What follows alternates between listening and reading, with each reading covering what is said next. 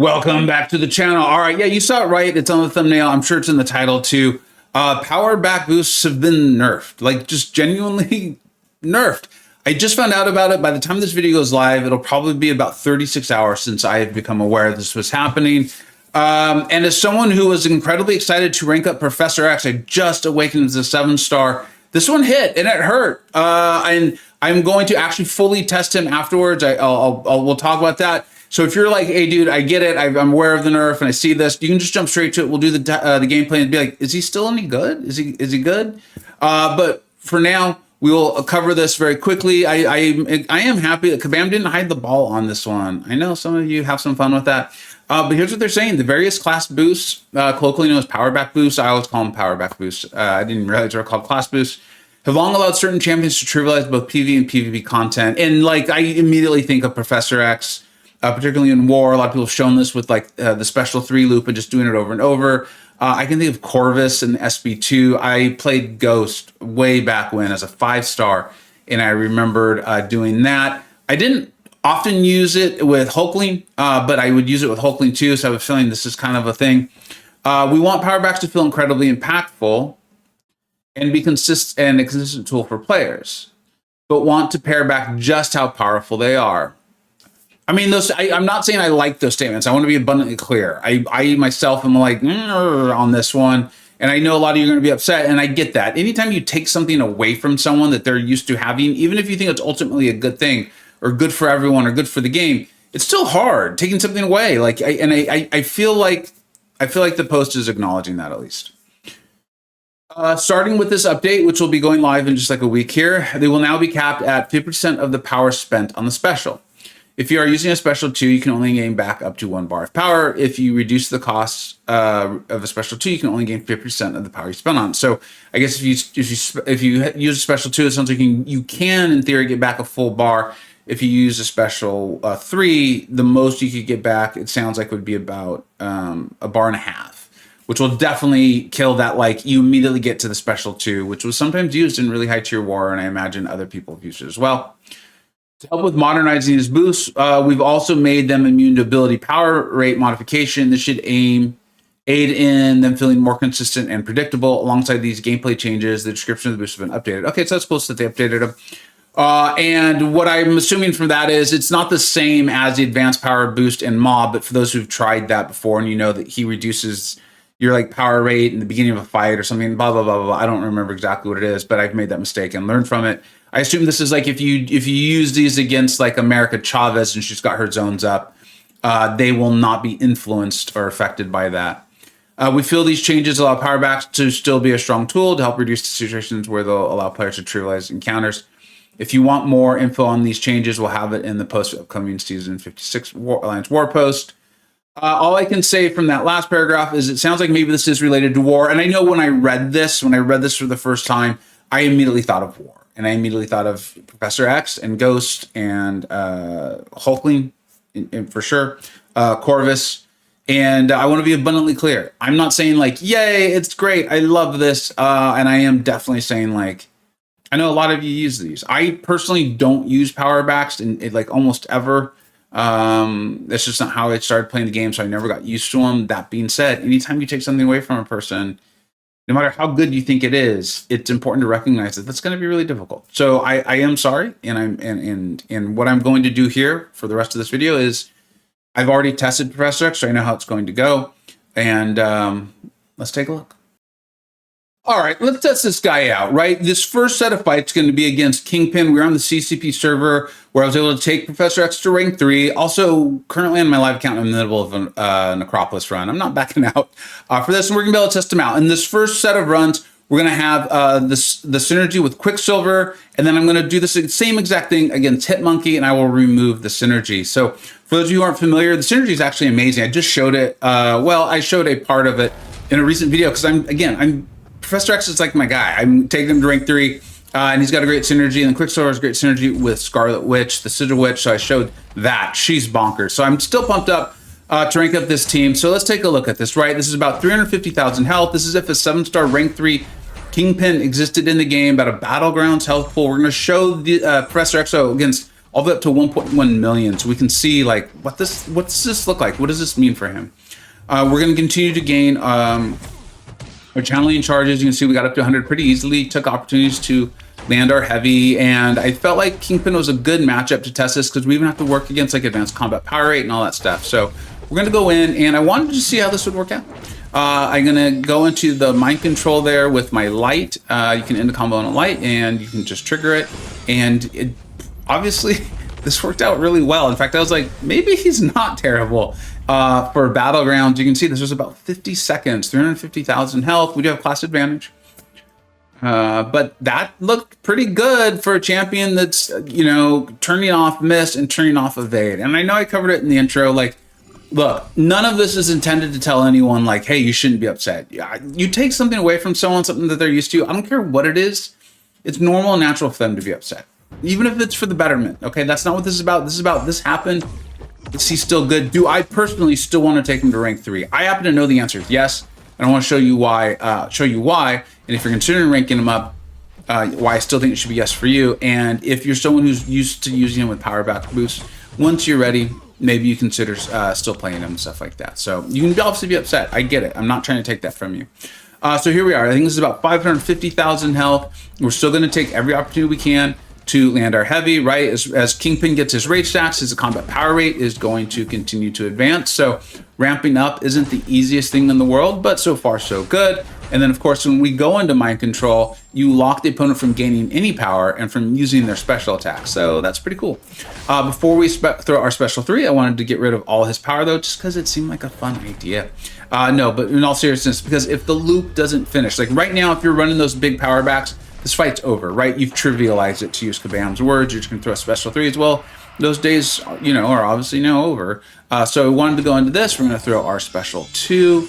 Didn't do anything too crazy, but we're gonna try to get back to it before, if we can. We've now lost mind control, so we've lost our passive vigilance there, but 72,000, that ain't shabby.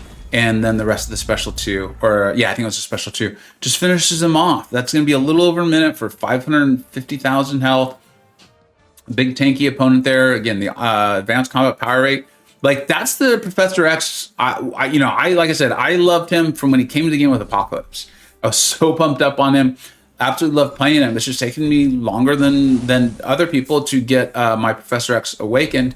Now I do, my 7-star. So I'm pumped on it. So we've won 2 fights. So now we're gonna have 2 of our channeling charges, right? Or not our channeling charges, sorry, our Cerebro charges. We have 3 of them now.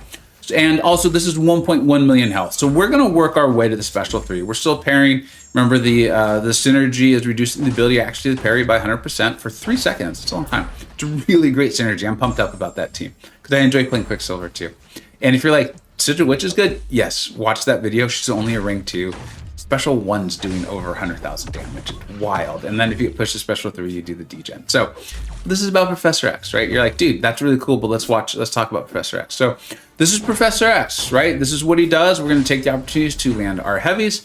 We're going to get our channeling charges up to 100. That's going to increase the amount of time that we have for mind control. Once you get to 50, you can finish a combo in a light and trigger it. I like to go to 100 every chance I get, unless I know or feel strongly that the special will end it. And you'll see me do that a couple times here, of course, this video. I'm going to throw my heavy, go into the special 3. Now we should come out with, I think, 5 prowess. We're going to come out with 3 from the Cerebro charges on the special 3, and they're big prowesses. These are 60%. So let's go ahead and see how many we come out with. We had the heavy going in.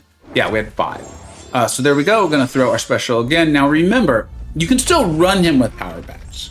They're just not going to push you all the way back to the special 3. So we would have come out there pretty close to it, is my general understanding. Because again, remember in mind control, his specials cost up to 70% less based on how many channeling charges you have. So another reason to get 100 channeling charges or as high as you can, if that's going to be important to you. If you want to stay in mind control a long time, if you don't think that initial special and the second one's going to end it. But so here we go. You can see we've already got him down to under 40% of his health, 1.1 million. I do know this is going to be one of those fights where I do trigger mind control just with light attacks. If I was worried about my prowess falling off, you can see they're getting a little close. I would throw my special 1 and I would back up to refresh them. But that didn't happen. Kingpin played ball. I triggered the mind control there with my light attack, went straight into a special, and the fight is over. 0 power backs at all. And I want to be clear, it's not just I'm not running power backs. I'm not running any boosts. This is just a rank 3.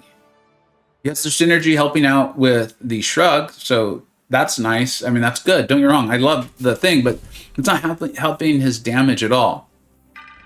I tested against Atuma as well, because again, remember, Professor X is only his first medium makes contact. It's heavy. All his lights do not make contact. It's not smooth. I'll just, again, being fully honest with you, at least it wasn't right off the bat. Maybe there's going to be a way to do it that I'm not aware of. Baiting the heavy was not simple because sometimes Atuma would just bash in on them, but Atuma's a tough defender. We're going to test this in a few seconds here against HeatMonkey. I'm showing you the various abilities. I also want to give myself just kind of a chance to kind of talk about what we just saw. Like, that's a champion who's going to get up a vigilance. It's a passive vigilance, so it can't be purified, nullified, or any of those things. A node can't get rid of it. It just doesn't work against tech champions. You're not really taking him against tech champions anyways. He's immune to reverse control. That vigilance, when you get, comes up when you get 25 of your channeling charges. When you get 25 of your channeling charges, the opponent cannot evade. Not like an ability accuracy turned off or a debuff put on them that they can shrug. They just literally can't evade. This is a bonkers, wild, insanely powerful champion. If he came out today, we would definitely have him right where we have him, second tier, maybe even higher, because we would just be like so amazed by what is coming out. This is a smaller health pool HeatMonkey here, so we can just go straight to our SP2, much like we would in Battlegrounds. And you can see, again, remember your specials are also unblockable. Oh, I love my Professor X. It's really fun to play him again. When I awakened him, my excitement was very, very genuine. I just needed to take Deathless Samus to rank 3 for the runs that I am on, or for finishing off the Karina. I'm in the middle of the 10-year anniversary champions, and I'm going to be finishing up the Deathless here.